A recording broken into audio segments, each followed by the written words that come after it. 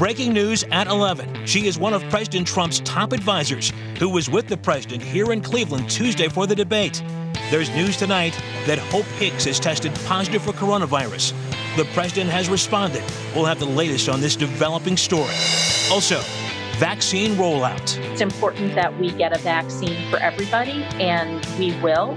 Laura Queso takes a look at where we stand with finding a coronavirus vaccine and why your kids may not get the treatment until next fall. More than enough. With 33 days until Election Day, Will Ewig shares how LeBron James is making sure there are plenty of workers at the polls in Northeast Ohio. And ballot claims. And can you imagine where they say you have to have your ballot in by November 10th? Our Verified team looks into if President Trump is right. Will ballots be accepted after Election Day? From the WKYC studios, this is What's Next. Thanks for joining us on this Thursday night. I'm Sarah Schuckman. And I'm Russ Mitchell. We begin with breaking news tonight. President Trump and the First Lady are going into quarantine after the president's top advisor, Hope Hicks, tests positive for coronavirus. This happening just a few minutes ago. Hope Hicks is the president's right-hand person and is with him almost every day. She traveled with him this week, including here to Cleveland Tuesday for the debate. If you look here, this is a picture of her at Hopkins after getting off Air Force One. That is her in the middle. The president saying tonight he and the First Lady have been tested. The results have not come back. So while they wait for the results, they will go into quarantine. I spoke with pediatric infectious disease specialist Dr. Claudia Hoyne of Rainbow University Hospitals about Hicks and the typical protocol for anyone who has been exposed to coronavirus. The next steps would be for a 14-day quarantine. The incubation period can be up to 14 days for coronavirus. You can become positive during any of those 14 days. And so really the thing to do is to keep yourself from other people so that if for some reason you were to become positive, you would not be spreading the disease. Hope Hicks was here in Cleveland 2 nights ago with the president for the debate. When contact tracers take a look at this, how far will they go back? Yeah, they'll usually go back 48 hours. Some go back a little bit further. Initially, in the outbreak, we were going back as far as 7 days, but typically people really feel that it's the 48 hours before when you're either pre-symptomatic or possibly asymptomatic. And again, that 48 hours would put Hope Hicks in Cleveland. Once again, repeating, the President of the United States and the First Lady are in quarantine tonight after Hope Hicks, the President's top advisor, tests positive for coronavirus. This is a developing story, a lot of things going on here, a lot of possibilities. What happens next? We are on top of this. We will have details for you later in this newscast as they become available. And today's Ohio numbers reflected another spike in the coronavirus spread just around the state here. The state reported 1,327 new cases, 300 some more than the 21-day average today. 13 more Ohioans have died. And the Ohio Department of Health also released its latest coronavirus risk levels today. Right now, there are 11 red counties. That's more than we saw at any point in September. Richland County is one of those red counties, now at level 3, and it is also on a watch list for the peak level 4 or widespread infection. Of course, the race to find a coronavirus vaccine continues with several companies in the final phase before distribution. But when one is approved, your kids will still have to wait a bit longer. Laura Queso explains what's coming, when and who will get the vaccine first. I'm sick of it. You're sick of it. We're all sick of it. But we got to hang in here. Governor Mike DeWine taking to the podium today, sharing a frustration shared by so many. So when will life go back to normal? He says when we get herd immunity. We're not going to get that without the vaccine. I mean, we're not going to work our way into this for years. The phase 3 trials are a critical last step needed to get the vaccines rolling out to cities.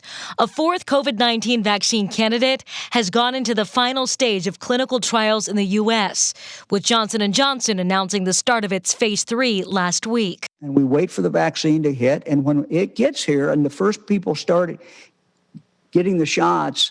We got to encourage everybody to get one. Dr. Claudia Hoyen at UH Rainbow Babies and Children's Hospital says the studies are going well. We're probably looking, Q1, Q2 of next year for probably healthcare providers, frontline people, perhaps teachers. And then everyone else, but not children. A vaccine is not being developed for them yet. Ensuring that before we start giving these vaccines to bodies that are still growing and minds that are still maturing, that they are safe and effective. So it's not uncommon for a medicine or a vaccine to be tested in adults first. Look, we're tough. We're Ohioans. We've been at this 7 months or so, and it's not easy. Dr. Hoyen says she's okay with the fact that we didn't start a vaccine for children first.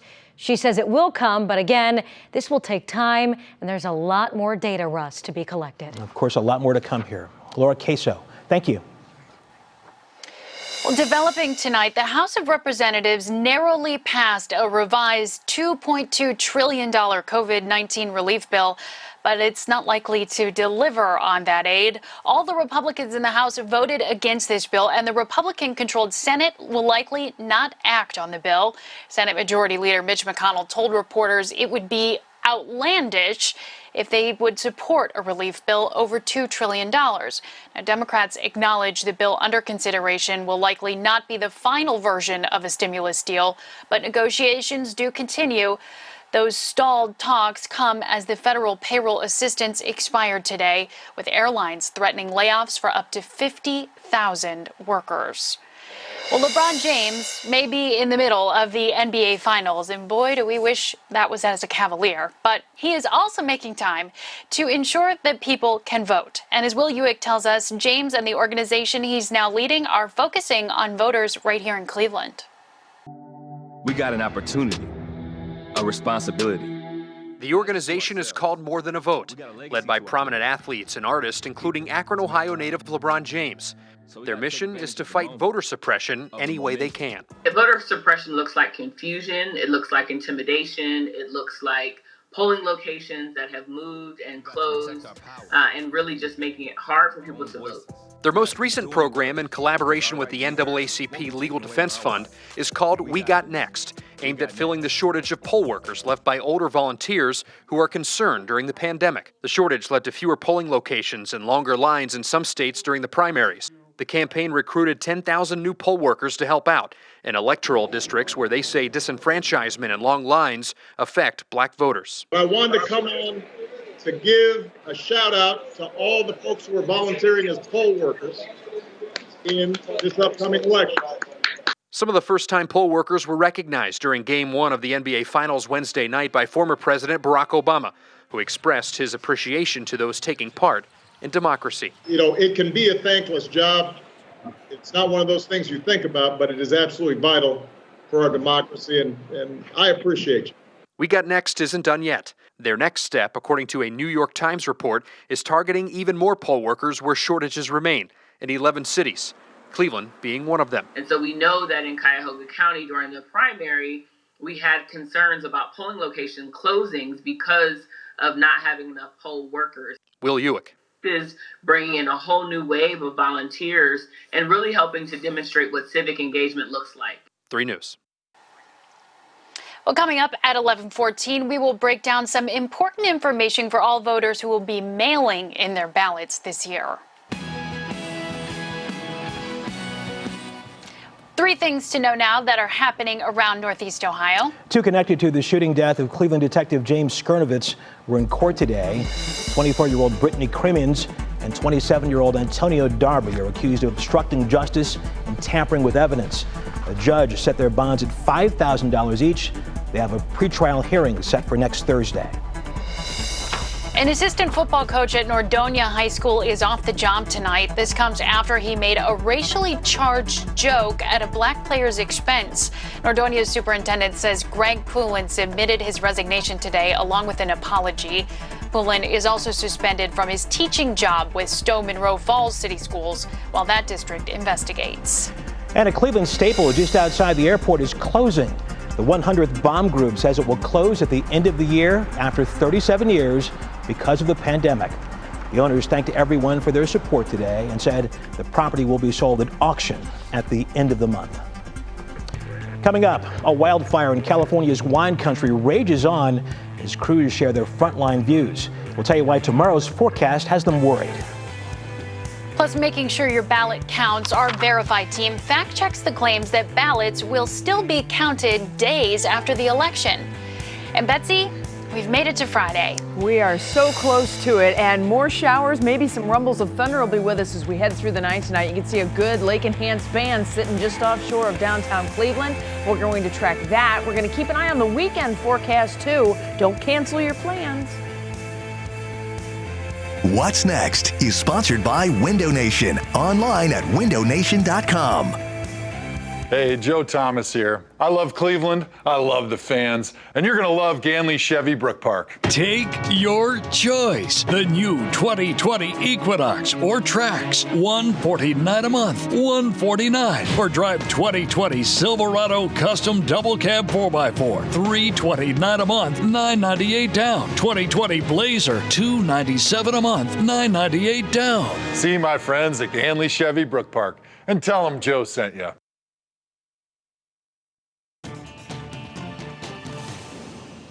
Let's get you in the loop tonight. Things are heating up in California as the wildfires continue to burn. Tens of millions of people are under heat warnings and advisories. Gusty winds, extreme heat, and low humidity could further fuel the glass fire as it continues to torch wine country north of San Francisco. Firefighters shared these videos from the front lines there. Only about 2% of that fire is contained. President Trump and his aides say they don't want any debate rules to change. They have even suggested the president might bow out if the Commission on Presidential Debates insists on new rules to limit interruptions and excessive talking after Tuesday night's chaos here in Cleveland. No official word from the White House tonight on the next presidential debate scheduled for October 15th in Miami. New research is suggesting COVID-19 antibodies in donated plasma start to disappear after just 3 months. We're talking about the convalescent plasma from recovered COVID patients. A small Canadian study found collecting that plasma earlier may be better. Researchers found the antibodies begin to decrease around 88 days after a patient's first symptoms. In case you're just joining us, I want to recap our top story tonight. President Trump and First Lady Melania Trump have gone into self-quarantine after the president's top aide, Hope Hicks, tested positive for coronavirus. Hope Hicks was in Cleveland 48 hours ago for the debate with the president. This is a developing story. We are following this, waiting for word from the White House and other officials there. We're going to tell you more later in the broadcast, but before we moved on, wanted to update you right then. So let's move on now. And during that first presidential debate, President Trump made a claim that states are accepting ballots after Election Day. But is that claim true? Evan Kosloff with our Verify team has the answer. Politics can be messy.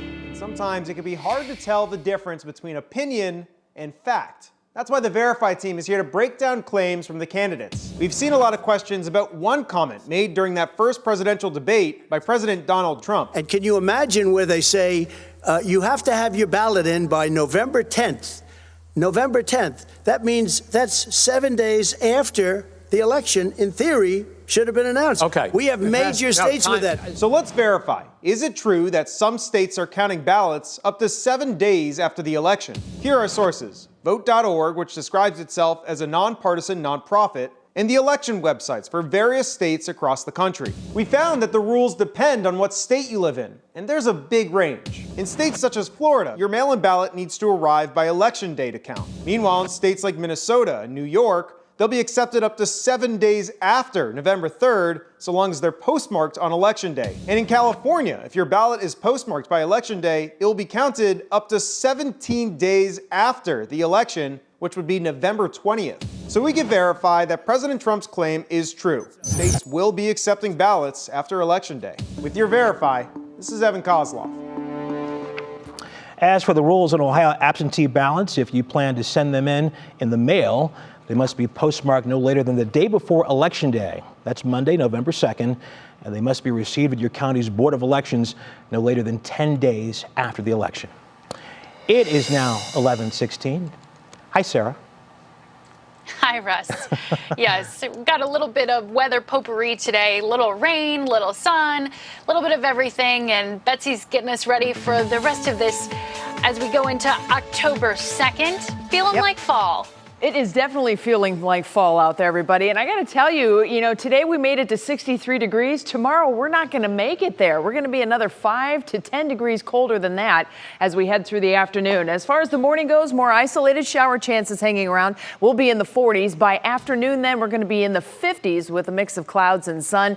There's a look at the radar right now, and you can see the lake is definitely living its best life as far as giving all kinds of energy to the showers and a few thunderstorms that are moving across the lake. So if you live close to the lake, you may see some flashes out to the north, but you can generally see that trend from west to east.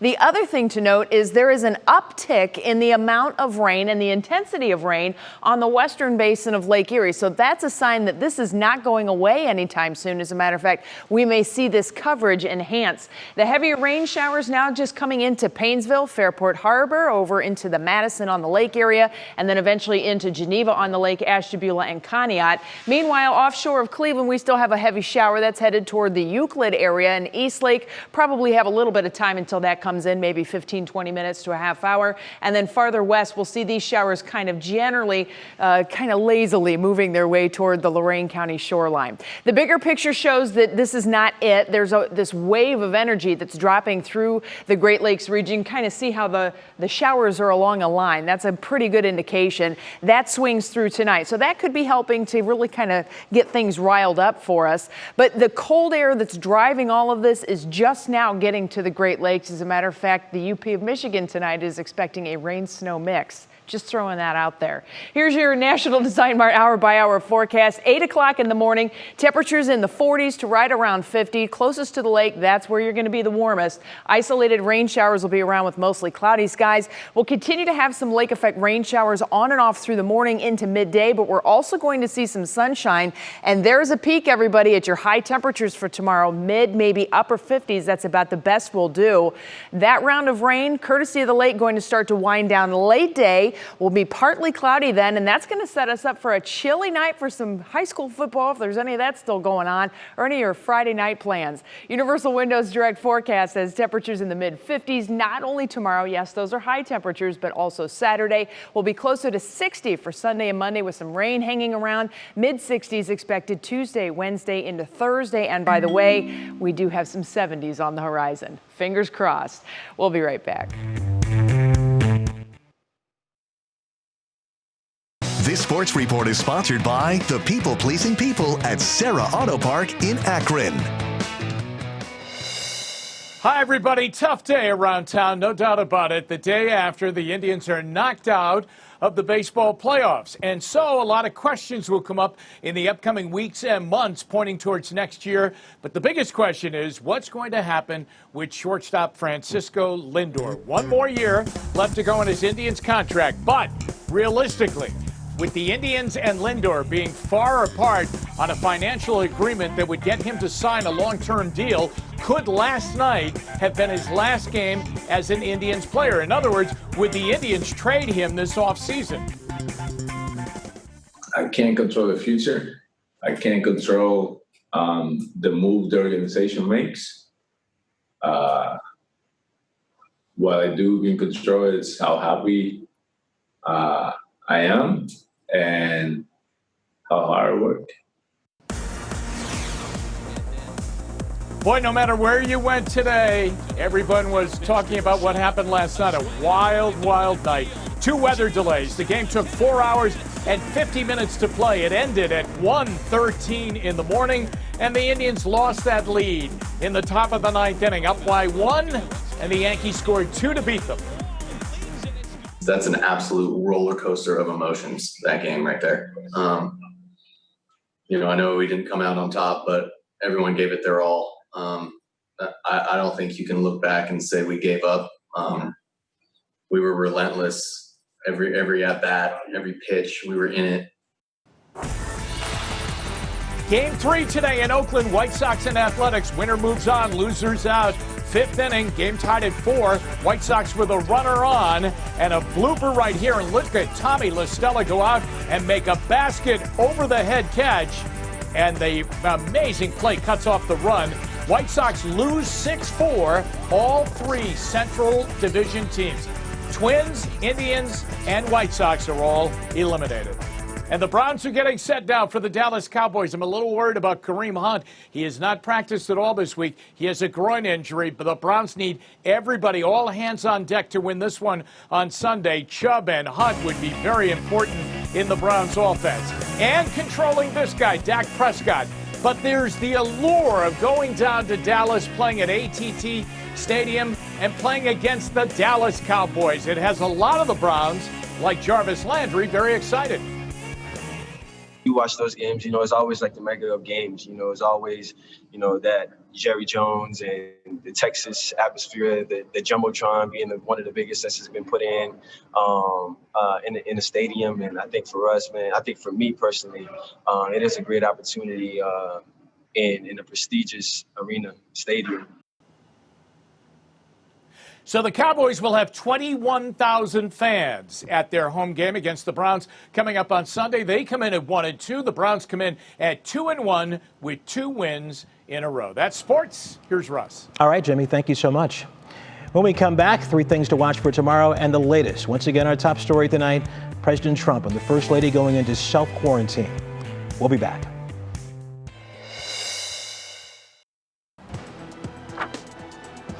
Now, 3 things to watch for Friday. The grand jury recordings in the Breonna Taylor case are expected to be released tomorrow. A judge ordered those recordings be filed with the court by noon Friday. The delay was to give the Kentucky Attorney General time to redact personal information of witnesses and jurors. Kent State is teaming up with the state to bring the pandemic testing team to campus tomorrow. This is due to an increase in positive coronavirus cases at the university. A team of medics from the Ohio National Guard will do the free testing for a selected higher risk population on campus from 1 until 6. And some of your favorite Halloween flicks are in theaters again. Cinemark launches its Fright Nights with some comeback classics like Beetlejuice, Hocus Pocus, and A Nightmare on Elm Street. These flicks are just $5 for adults and $3 for kids.